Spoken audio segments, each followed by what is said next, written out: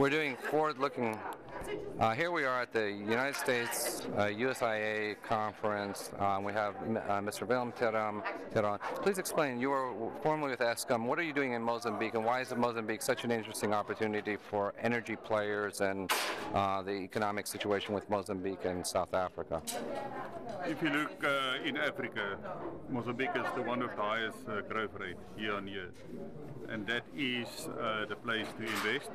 And I'm a firm believer of the future of Mozambique. And if you can just see all the multinationals passing through the Maputo airport, that is the place to be.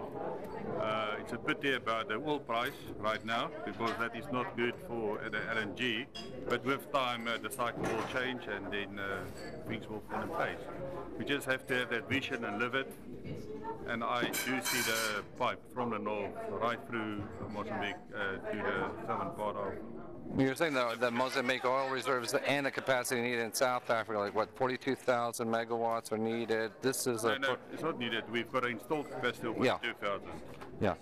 So, and it is supplied currently by our own fleet, but we will have to diversify in future, and that's where gas will play an important role. And so this is something for the next 10 years, a 15-year marker. 10, 15 years, yes. But like any big project, you need to start doing planning now and get things in place. So this is something ENI is already in Mozambique. They're doing the LNG. And Autostrada Atlântica, the largest construction of highways and airports, and then Adueada and the Milan Utility is looking now at the Mozambique market to join ENI. Yes. And you're the man on the spot. Thank you, sir. Thank you. No,